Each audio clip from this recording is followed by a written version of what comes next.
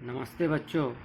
आज हम अध्ययन करेंगे प्रकाश के परावर्तन से संबंधित आंकिक प्रश्न। तो प्रश्न है 40 सेंटीमीटर वक्रता त्रिज्या वाले अवतल दर्पण के सामने 10 सेंटीमीटर की दूरी पर एक वस्तु स्थित है। एक दर्पण दिया है, उसकी वक्रता त्रिज्या कितना है? तो हमें क्या दिया है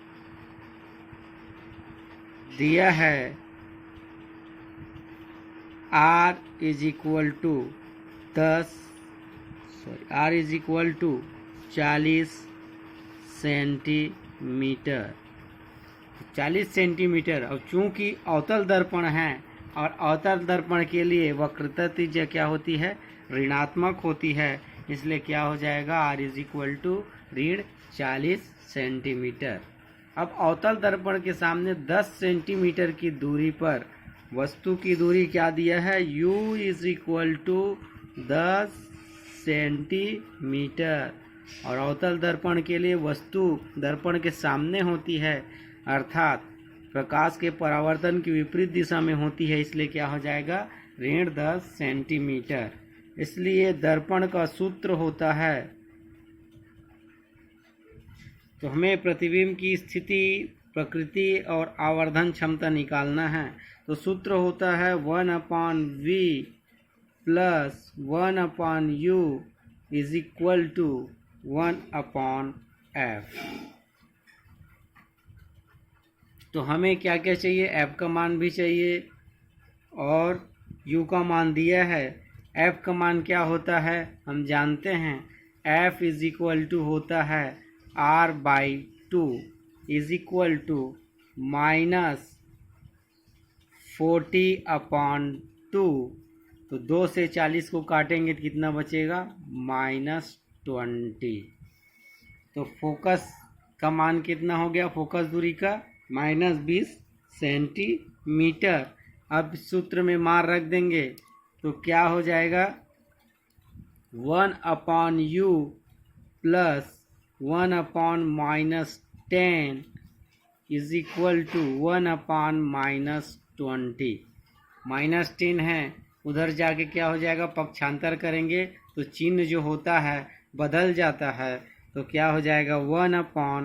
1/v is equal to -1/20 plus 1/10।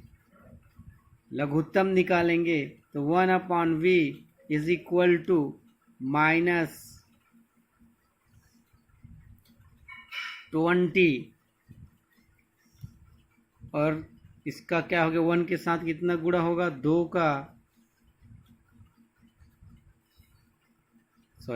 का और इधर +2। तो -1 + 2 क्या हो जाएगा? 1/v is equal to 1/20। इसलिए v का मान क्या निकालेंगे तो क्या हो जाएगा? यहाँ से 20 सेंटीमीटर। और चूंकि प्रतिबिंब की स्थिति का मान धनात्मक आया है, इसलिए वस्तु का प्रतिबिंब बनेगा दर्पण के पीछे बनेगा। और दर्पण के पीछे अगर अवतल दर्पण में कोई प्रतिबिंब बन रहा है तो वह प्रतिबिंब क्या होगा? प्रतिबिंब आभासी होगा। प्रतिबिंब आभासी व दर्पण के पीछे बनेगा। अब हमें क्या निकालना है? प्रश्न में आवर्धन, रैखिक आवर्धन ज्ञात करना है। इसलिए रैखिक आवर्धन इज इक्वल टू क्या होता है? m is equal to -v/u। ये रैखिक आवर्धन का सूत्र होता है। m is equal to -v/u। तो v का मान क्या है? v का मान 20 है और v के साथ क्या है? माइनस है, तो -20। u का मान क्या है? -10। तो माइनस से माइनस कट जाएगा, तो m इज इक्वल टू बचेगा 10 1 जा 10 2 जा, तो m इज इक्वल टू 2। ये आ जाएगा रैखिक आवर्धन का मान।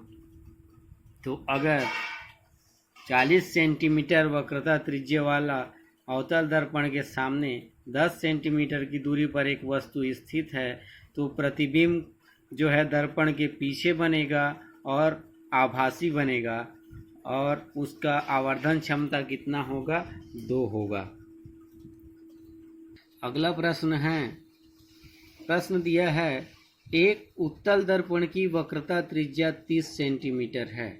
दिया है उत्तल दर्पण के लिए, दिया है उत्तल दर्पण की वक्रता त्रिज्या r is equal to 30 centimetre. तो उत्तल दर्पण की वक्रता त्रिज्या क्या होती है? धनात्मक होती है, और उससे 10 सेंटीमीटर की दूरी पर 5 सेंटीमीटर ऊंचाई की एक वस्तु रखी है। तो वस्तु की स्थिति u इज इक्वल टू क्या बोल रहा है? -10 सेंटीमीटर। उत्तल दर्पण के लिए भी वस्तु की स्थिति ऋणात्मक होती है, इसलिए u is equal to -10 centimetre. और दिया है वस्तु की ऊंचाई h is equal to 5 centimetre. तब प्रतिबिंब की स्थिति, प्रकृति और आकार ज्ञात कीजिए। इसलिए f का मान निकालेंगे। f इज इक्वल टू होता है r/2। यहाँ फोकस दूरी और वक्रता त्रिज्या में रिलेशन होता है, तो वक्रता त्रिज्या का मान कितना है? 30/2। तो यहाँ से क्या हो जाएगा? 2 1 जा 2 15 जा, तो f का मान कितना हो जाएगा? 15 सेंटीमीटर। इसलिए सूत्र हम जानते हैं, दर्पण का सूत्र होता है 1/v + 1/u is equal to 1/f। तो यहाँ मान रखेंगे, तो 1/v + 1/u का मान कितना है? -10 इज इक्वल टू f का मान कितना है? 50। 10 को ऋणात्मक है, दाहिनी ओर पक्षांतर करेंगे तो धनात्मक हो जाएगा। बचेगा क्या? 1/v is equal to 1/15 + 1/10।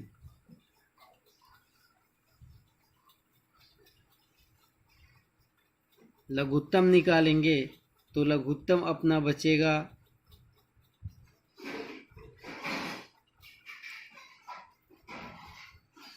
15, तो 1/v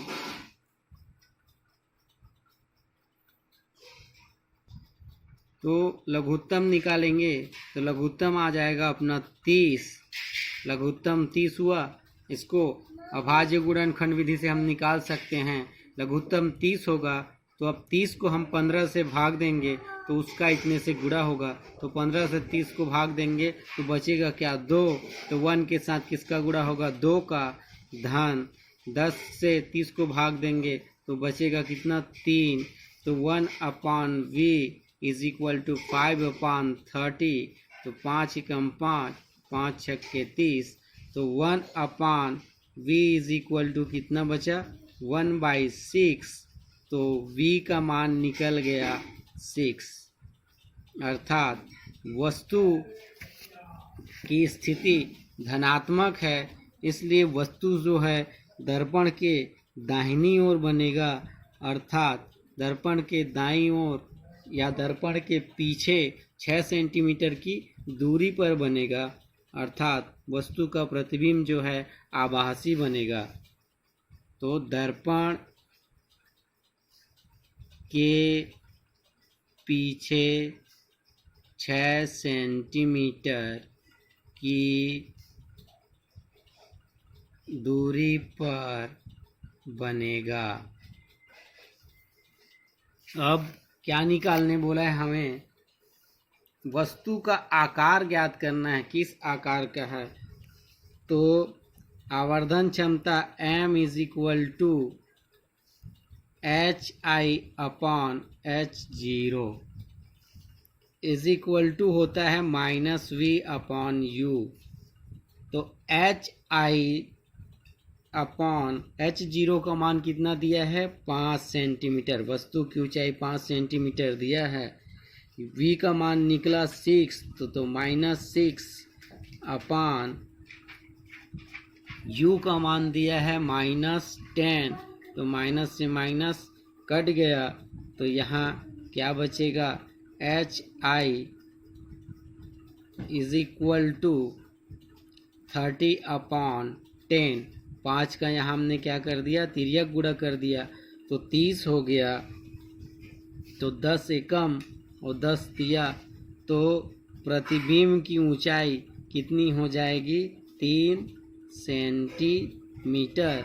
अब धनात्मक दिया है इसलिए प्रतिबिंब मुख्य अक्ष के ऊपर बनेगा और यह प्रतिबिंब जो होगा आभासी प्रतिबिंब होगा। तो ये हुआ प्रतिबिंब की ऊंचाई और वस्तु प्रतिबिंब की स्थिति। अगर एक उत्तल दर्पण की वक्रता त्रिज्या 30 सेंटीमीटर है तब और उससे 10 सेंटीमीटर दूरी पर 5 सेंटीमीटर ऊंचाई का एक वस्तु रख दिया गया है तब प्रतिबिंब 6 सेंटीमीटर की दूरी पर बनेगा, आभासी बनेगा और उसकी ऊंचाई 3 सेंटीमीटर की होगी। अगला प्रश्न है h ऊंचाई की एक वस्तु 20 सेंटीमीटर वक्रता त्रिज्या वाले एक अवतल दर्पण के सामने कितनी दूरी पर रखा जाए कि रैखिक आवर्धन 2 का वास्तविक प्रतिबिंब बन जाए। तो दिया है R is equal to 20 centimetre और अवतल दर्पण के लिए है इसलिए क्या हो जाएगा और वक्रता त्रिज्या अवतल दर्पण के लिए ऋणात्मक होती है इसलिए हाँ हम फोकस दूरी का मान निकालेंगे तो F is equal to R upon 2। तो यहाँ से -20 अपॉन 2 2 1 जा 2 10 जा तो F का मान निकला -10 सेंटीमीटर।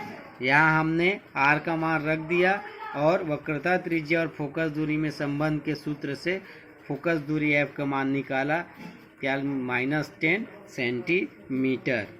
और क्या दिया है अवतल दर्पण के सामने कितनी दूरी पर रखा जाए, कितनी दूरी पर रखा जाए तो हमें किसका मान निकालना है वस्तु की स्थिति का मान निकालना है और रैखिक आवर्धन हमको दिया है। और क्या दिया है m इज इक्वल टू क्या होता है सूत्र रैखिक आवर्धन equal to m equal to -v upon u। तो यहाँ से रैखिक आवर्धन का मान कितना दिया है 2।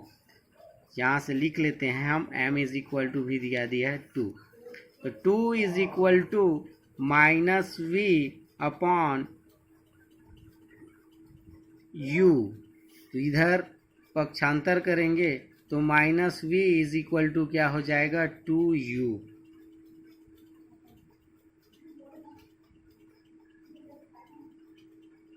तो ये माइनस से माइनस क्या हो जाएगा कट जाएगा तो v इज इक्वल टू क्या बचेगा 2u। अतः हमारा सूत्र होता है 1/v plus 1/u is equal to 1/f। तो v का मान हमें प्राप्त हुआ v का मान मिला हमें 2u तो 1/2u। u का मान मालूम नहीं तो 1/u is equal to focus दूरी हमने निकाला -10 तो यहाँ से 1/ क्या हो जाएगा -10। लघुत्तम निकालेंगे तो लघुत्तम अपना आएगा 2u। तो यहाँ बचा 1 और इधर बचा 2 इज इक्वल टू 1/-10। तो 3/2u इज इक्वल टू -1/10। तो -2u इज इक्वल टू 30। तो यहाँ से u इज इक्वल टू हो जाएगा -15 सेंटीमीटर, अर्थात वस्तु को अवतल दर्पण के सामने हम 15 सेंटीमीटर की दूरी पर रखेंगे, तब उसका रैखिक आवर्धन क्या होगा, 2 होगा। और प्रतिबिंब की स्थिति हमें निकालना है, इसलिए v इज इक्वल टू, हमने v इज इक्वल टू क्या निकाला, 2u, तो यहाँ से u का मान रखेंगे तो 2 मल्टीप्लाई -15, u का मान, प्रतिबिंब की स्थिति का मान कितना आया, -15, तो इसलिए वस्तु की स्थिति का मान क्या आ जाएगा, -30 सेंटीमीटर, अर्थात अवतल दर्पण के सामने अगर कोई वस्तु स्थित है तो उसकी स्थिति -15 सेंटीमीटर पर वह वस्तु रखी है, तब उसका प्रतिबिंब -30 सेंटीमीटर की दूरी पर बनेगा, अर्थात वस्तु दर्पण के सामने ही बनेगा और वास्तविक बनेगा। तो आज के लिए इतना ही, धन्यवाद।